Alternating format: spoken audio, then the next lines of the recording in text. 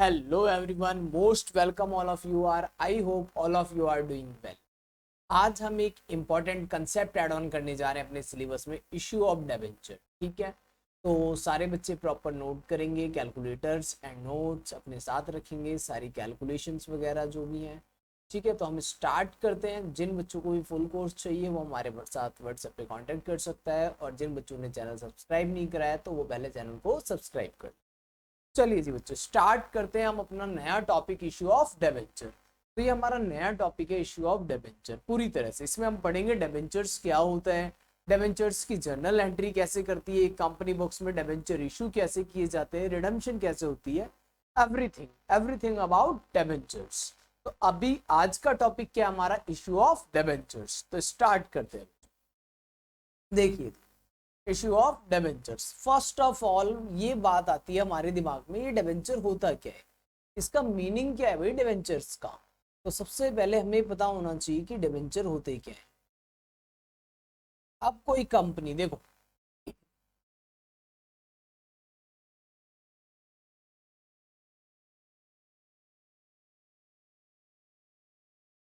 Mister करण, एक person है mister करण, इन्होंने एक कंपनी इनकॉर्पोरेट करी, एक कंपनी बनाई।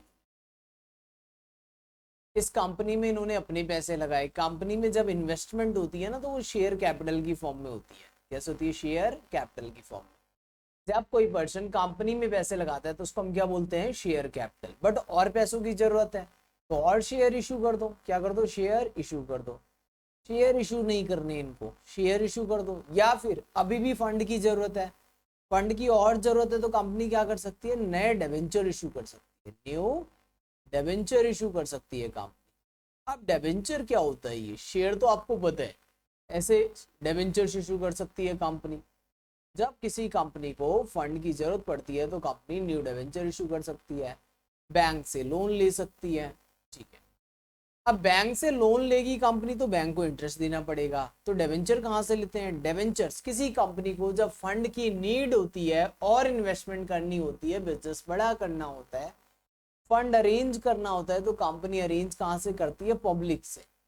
पब्लिक से किस फॉर्म में अरेंज किया जाता है भाई, पब्लिक को डिबेंचर्स दे दिए जाते हैं और जो पब्लिक है उनसे पैसे ले लिए जाते हैं। ओके, तो देखिए क्या होता होगा इस कंपनी में, इसके इसमें होता क्या होगा ये देखते हैं पहले। मार्केट में कुछ लोग हैं, इन्होंने डिबेंचर्स खरीद लिए। इन्होंने क्या करे, डिबेंचर्स खरीद लिए, तो इनको हम क्या बोलेंगे अब, डिबेंचर होल्डर। इट मीन्स ये कंपनी के क्रेडिटर्स बन गए। कंपनी के क्या बन गए, ये क्रेडिटर्स। अब जिन्होंने कंपनी स्टार्ट करी थी उन्होंने इन लोगों को डिबेंचर्स दे दिए, इन्होंने डिबेंचर परचेज कर लिए। डिबेंचर परचेज करके कंपनी के ऊपर क्या बन गई, एक लायबिलिटी। कंपनी ये डिबेंचर्स कभी ना कभी रिडीम करेगी। रिडीम का मतलब होता है डिबेंचर्स होल्डर के पैसे वापस कर देना। आपने कंपनी इनकॉर्पोरेट करी, दोबारा समझे, आपने कंपनी इनकॉर्पोरेट करी बच्चों। कंपनी इनकॉर्पोरेट करने के बाद क्या होगा, फंड की जरूरत पड़ेगी। फंड हमने शेयर कैपिटल से अरेंज कर लिया जितना करना था, अभी और फंड चाहिए तो डिबेंचर इशू कर लो। सिंपल सी बात है, क्या करो, डिबेंचर इशू कर लो। किसी भी पर्सन को मार्केट से पैसा उठाना है तो डिबेंचर इशू कर लेते हैं। अब कंपनी ने डिबेंचर, जो भी कंपनी एक्ट के रूल्स रेगुलेशन है वो सारे पूरे करके, ठीक है, क्या करा, कंपनी एक्ट की जो भी प्रोविजंस है वो सारे पूरे करके इन्होंने डिबेंचर्स इशू कर दिए। अब डिबेंचर इशू किया, इट मींस जब भी डिबेंचर इशू किए जाते हैं तो पब्लिक डिबेंचर परचेज कर लेता है। पब्लिक ने डिबेंचर परचेज कर लिए, कंपनी के पास फंड आ गया। इस कंपनी से फंड इन्वेस्टमेंट करेगी, कंपनी क्या करेगी, इन्वेस्टमेंट करेगी, इस फंड को कहीं पे बिजनेस में लगाएगी, उससे कमाएगी, और इन लोगों को क्या मिलेगा, डिबेंचर होल्डर को इंटरेस्ट मिलेगा। क्या मिलेगा, इंटरेस्ट मिलेगा। सिंपल सी डेफिनेशन, डिबेंचर होल्डर को क्या मिलेगा, इंटरेस्ट मिलेगा। अब डिबेंचर की अगर मैं डेफिनेशन कुछ टेक्निकल वर्ड की बात करूं तो डिबेंचर क्या है, डिबेंचर एक इंस्ट्रूमेंट है। डिबेंचर क्या है, एक इंस्ट्रूमेंट है जो कंपनी को हेल्प करता है फंड अरेंज करने में। कंपनी को क्या हेल्प कर रहा है, फंड अरेंज करने में, बस और कुछ भी नहीं है। सिंपल सा डेफिनेशन है इसका। ठीक है, तो अब डिबेंचर्स क्या है आपको पता चल गया। डिबेंचर मींस एक इंस्ट्रूमेंट है जो कंपनी क्या कर रही है, जिसकी हेल्प से, डिबेंचर की हेल्प से क्या कर रही है, फंड अरेंज कर रही है। अब देखते हैं बुक्स में डेफिनेशंस क्या होती है, एक बार डेफिनेशन रीड करते हैं। मीनिंग ऑफ डिबेंचर्स, डिबेंचर का मीनिंग क्या है बच्चों। तो डेवेंचर की मीनिंग की बात करें, the most common method of supplementing the capital available to company is to issue debenture. Company क्या कर लेगी, डेवेंचर इशू कर लेगी। कंपनी इशू करती है, कोई प्रोप्राइटरशिप फॉर्म इशू नहीं करता, कंपनी इशू करती है डेवेंचर, विच में ईदर बी सिंपल और ने carrying no charge on assets or mortgage debenture carrying either a fix or floating charge on assets.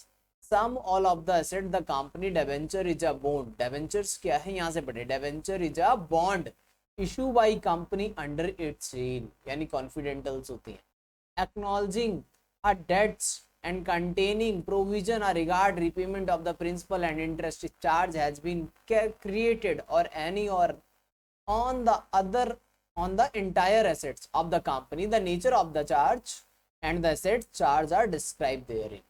It means क्या, चार्ज का मतलब क्या, देखिए कंपनी के पास बहुत सारे एसेट्स होते हैं, इन एसेट से डिवेंचर सिक्योर्ड है या नहीं। एक होता है सिक्योर्ड लोन, एक होता है अनसिक्योर्ड लोन। सिक्योर्ड लोन का मतलब क्या होता है भाई, सिक्योर्ड लोन का मतलब है कंपनी के कुछ एसेट्स मॉर्गेज कर ली गई, हो सकता है प्लांट एंड मशीनरी हो, लैंड एंड बिल्डिंग हो, इसको आप बेच नहीं सकते लैंड एंड बिल्डिंग को जब तक डिवेंचर वालों को पैसा ना दे दो। It means land and building is charge against the debentures. जब क्वेश्चन में कभी ये लिखा है कि land and building is charge against the debenture, it means company can not sell the land and building. Company has no right to sell land and buildings because it is charged against debentures.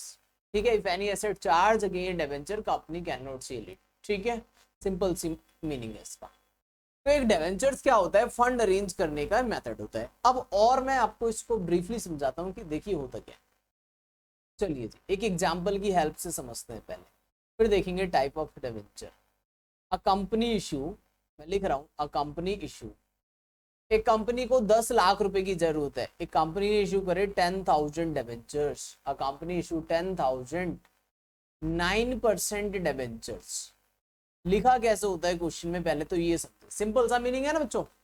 A company issue 9% debentures of ₹100 each, of ₹100 each. अब जो मैं लिखवा रहा हूं वो note भी कर लेना।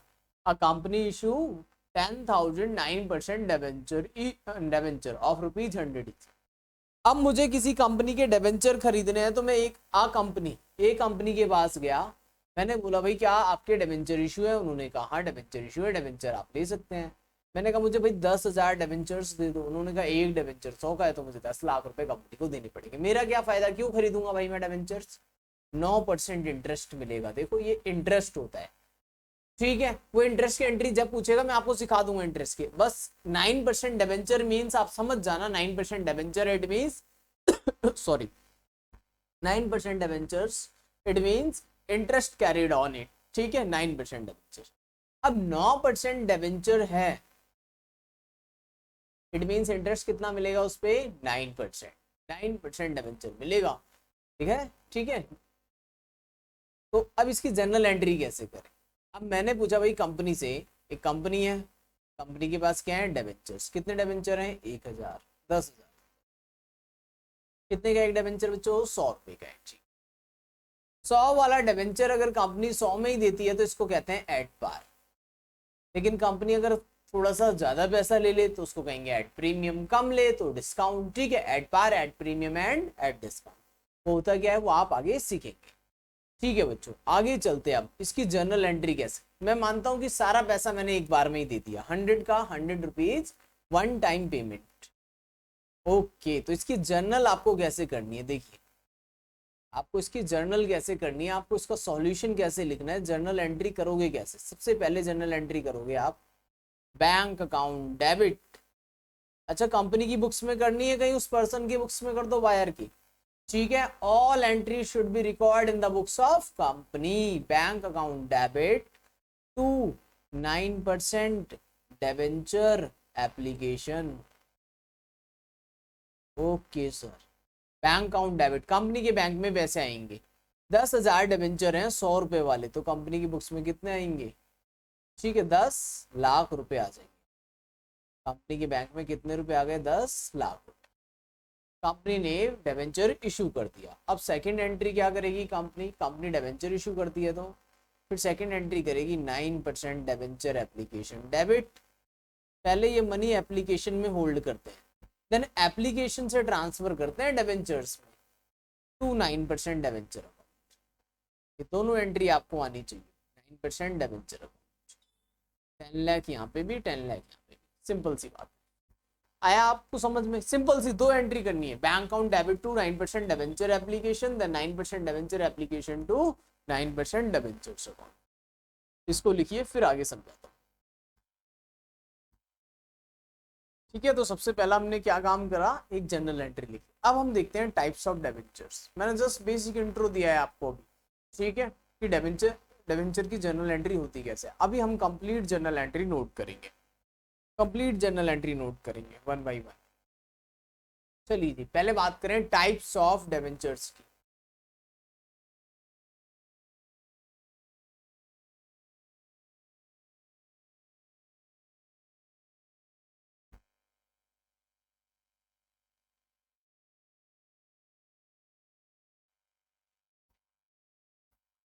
देखते हैं क्या types of debenture. First of all, on the basis of security, secured debenture and unsecured debentures. क्या होते हैं ये सिक्योर्ड डेबेंचर और अनसिक्योर्ड डेबेंचर्स?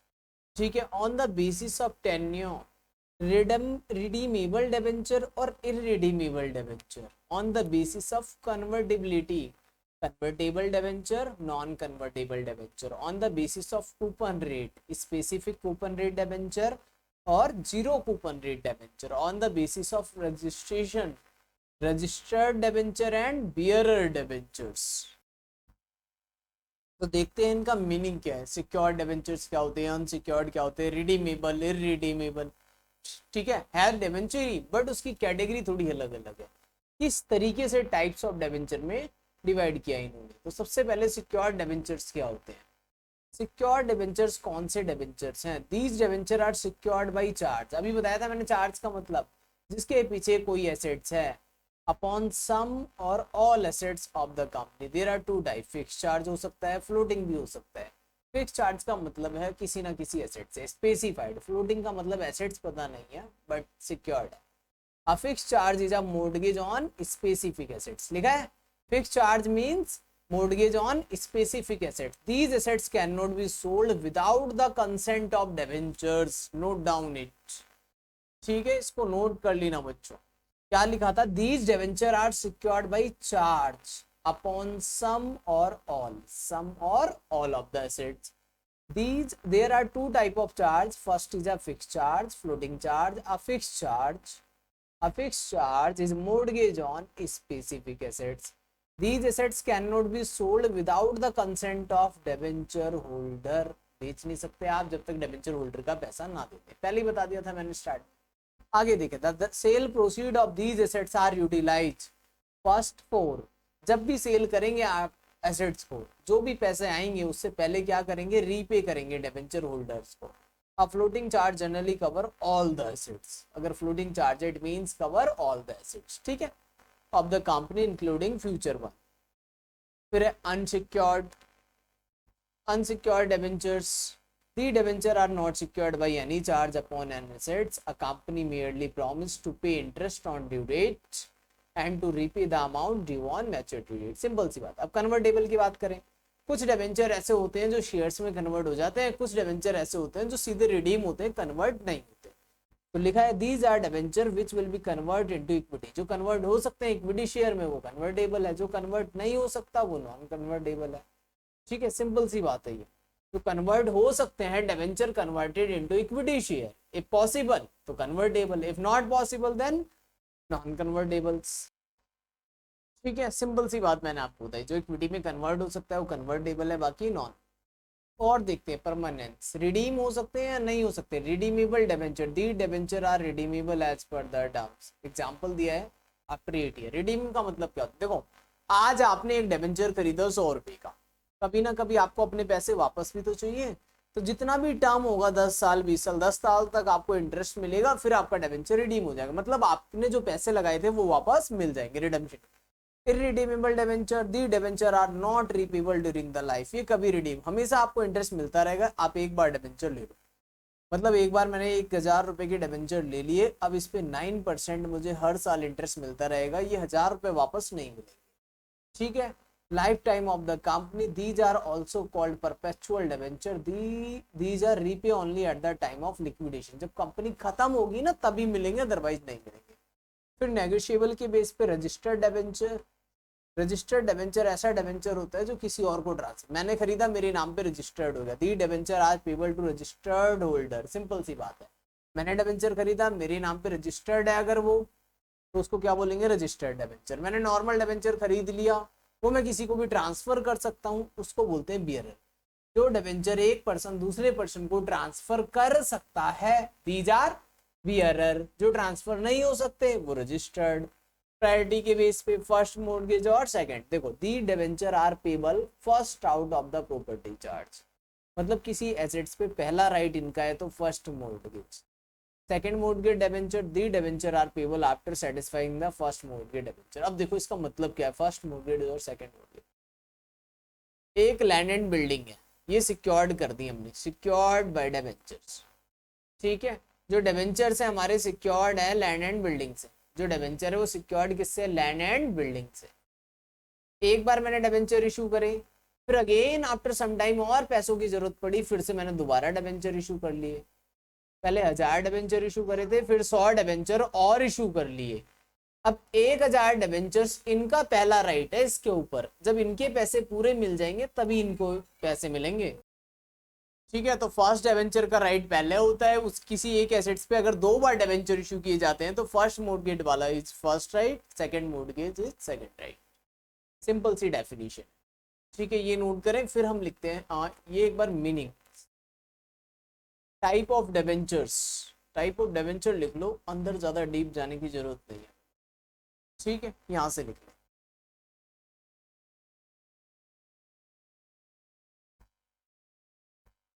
एक काम करते हैं, आप इसको नोट करिए, बाकी मैं आपको जर्नल एंट्री नेक्स्ट वीडियो में लिखवा देता हूँ, ठीक है। वीडियो लंबा हो जाता है तो हमें थोड़ा सा अपलोड वगैरह करने में प्रॉब्लम होती है, बाकी कोई दिक्कत नहीं है, तो ठीक है। बाकी हम क्या करते हैं नेक्स्ट वीडियो में करते हैं, चलिए।